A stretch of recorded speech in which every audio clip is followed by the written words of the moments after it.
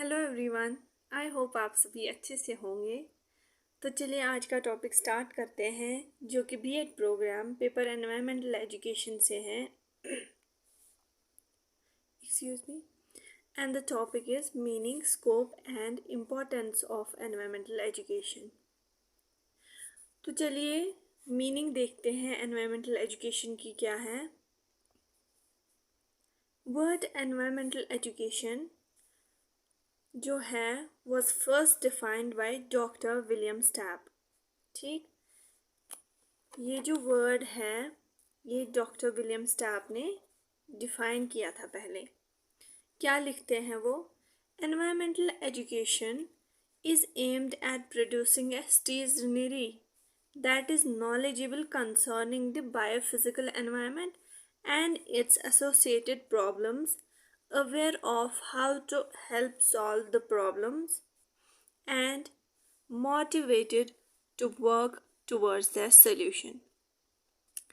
Environmental education, लोगों को environment education का मकसद क्या है कि एक ऐसे सिटीज़न प्रोवाइड करे, एक ऐसे सिटीज़न जो लोग हैं उनको ऐसे नॉलेज दें ताकि वो बायोफिज़िकल एनवायरनमेंट को जाने, इसकी एसोसिएटेड प्रॉब्लम्स क्या है और उनको अवेयर करे कि इन प्रॉब्लम्स को कैसे सॉल्व करे एंड मोटिवेट भी करे ताकि वो इन सॉल्यूशंस की तरफ काम करें।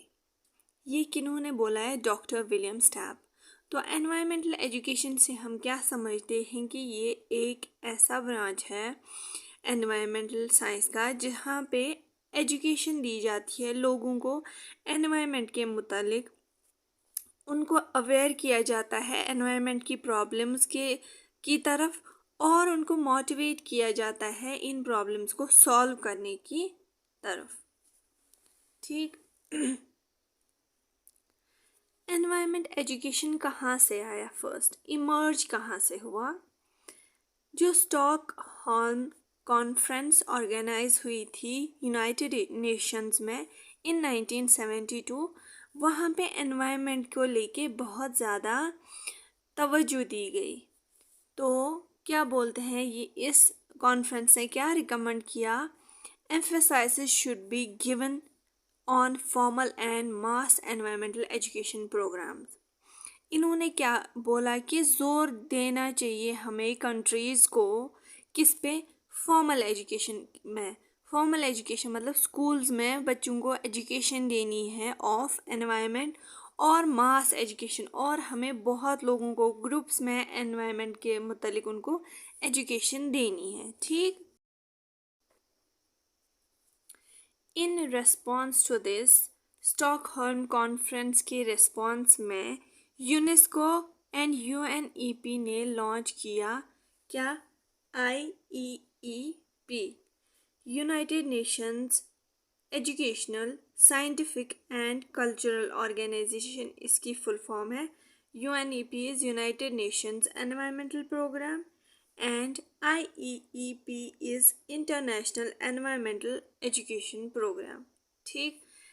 इन दोनों ने मिलके United Nations educational, scientific and cultural organization and United Nations environmental program ने लॉन्च किया इंटरनेशनल एनवायरमेंटल एजुकेशन प्रोग्राम। ठीक, जिसका ऑब्जेक्टिव क्या था? To promote exchange of information, education के मुतालिक इंफॉर्मेशन एक्सचेंज करना, experience, research, curricula and international cooperation in the area of environmental education, जहाँ पे एजुकेशन के मुतालिक डिफरेंट कंट्रीज़ कोऑपरेट करके रिसर्च करे, एक्सपीरियंस करे, इंफॉर्मेशन गेन करे और करिकुलम बनाए in the formal education field. Thus, environmental education is the education about environment, for the environment and in the environment. Education, environmental education जो है वो environment के मुतलिक है। environment क्या होता है? sum total of surrounding, जो around an organism है उसको उसका environment बोलेंगे, और ये एनवायरनमेंट के लिए ही दी जाती है। उसके फ़ायदे क्या रहेंगे, उसके प्रॉब्लम्स के सॉल्यूशन क्या रहेंगे, तो एनवायरनमेंट के लिए ही दी जाती है ये एजुकेशन, एंड एनवायरनमेंट में ही दी जाती है।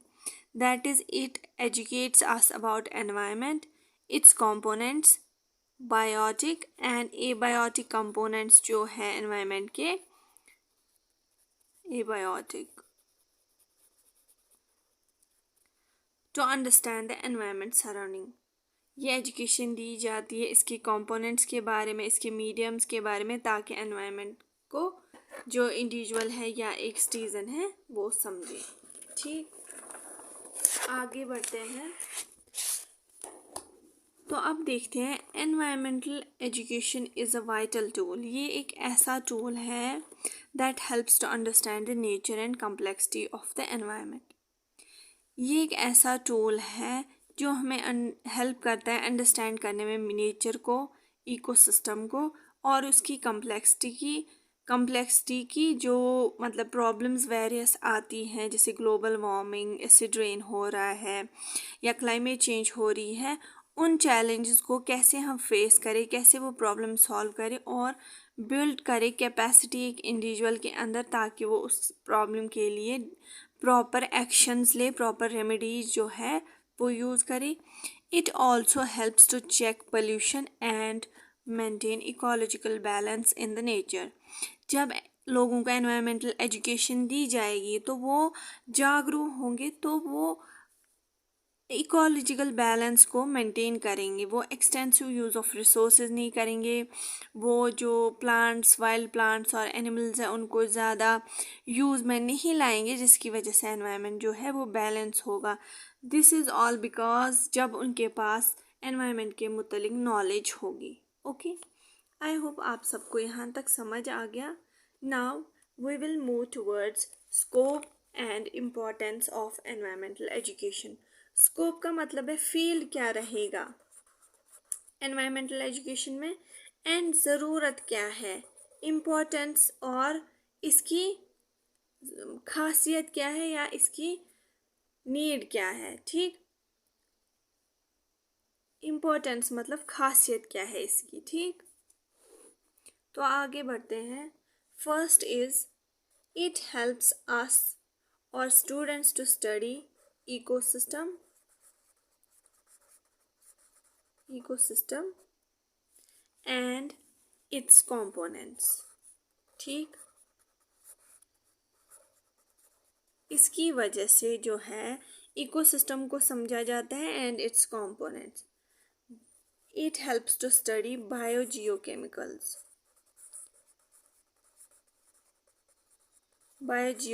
Cycles, for example nitrogen cycle. ठीक, third is it helps us to study causes, consequences and control of environmental problems। जो एनवायरमेंटल एजुकेशन है ये हमें हेल्प करता है डिफरेंट काजेस को जानने की, उनके इफ़ेक्ट्स क्या होंगे और उनको हम कंट्रोल कैसे कर सकते हैं, डिफरेंट प्रॉब्लम्स को, एनवायरमेंटल प्रॉब्लम्स को। फोर्थ इज़ ये हमें ग्लोबल इश्यूज़ के बारे में बताता है, ग्लोबल एनवायरमेंटल इश्यूज़ के बारे में बताता है। ठीक, फॉर एग्जांपल मैरीन पोल्यूशन हो रहा है या ओजोन डिप्लीशन हो रही है। ठीक, उसके बारे में ये हमें बताता है कौन, एनवायरमेंटल साइंस और एनवायरमेंटल एजुकेशन, और इन प्रॉब्लम्स को कैसे टैकल कर सकते हैं हम एट इंडिविजुअल लेवल और एट नेशनल लेवल और वी कैन से और एट ग्लोबल लेवल। ठीक, fifth is it helps us to understand interdependence between human beings, plants and animals in the environment। ठीक, रिलेशनशिप क्या है ह्यूमन बींग्स, प्लांट्स और animals के बीच में, ये वो भी हमें बताता है। ये हमें बताता है कि पॉपुलेशन ग्रोथ जो हो रही है, पॉपुलेशन एक्सप्लोजन जो हो रहा है, उसकी वजह से क्या क्या अफेक्ट हो रहे हैं। लाइक अर्बनाइजेशन ज़्यादा से ज़्यादा हो रही है और उसकी वजह से डिफॉरेस्टेशन भी बहुत हो रही है। इंडस्ट्रियल ग्रोथ हो रही है, इंडस्ट्रीज़ जो है वो दिन ब दिन उनका नंबर बढ़ते जा रहा है, जिसकी वजह से पोल्यूशन हो रहा है। ठीक, ये हमें बताता है कि जो इंटर रिलेशनशिप है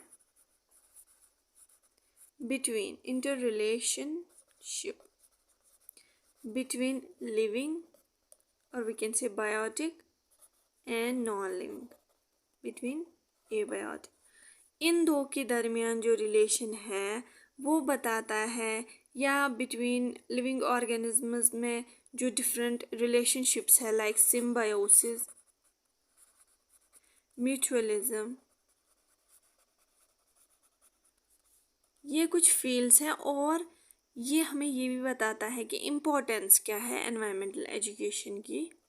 कमेंसलिज्म, पैरासिटिज्म, ठीक, कंपटीशन, एंटीबायोसिस एट्सेट्रा, ये रिलेशनशिप्स हमें कौन बताता है जब हम एनवायरमेंटल एजुकेशन पढ़ते हैं।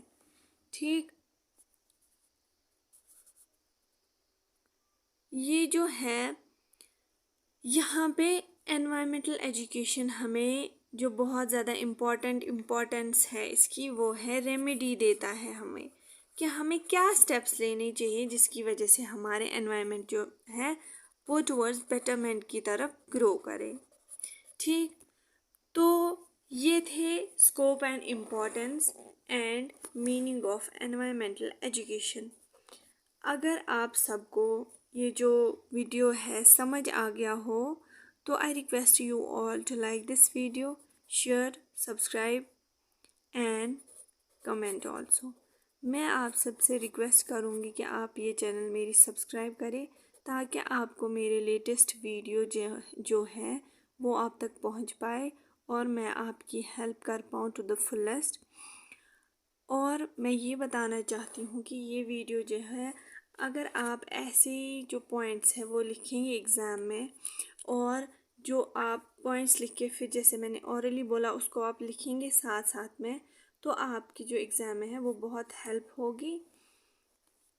And I want to thank you all for watching this video. Thank you so much.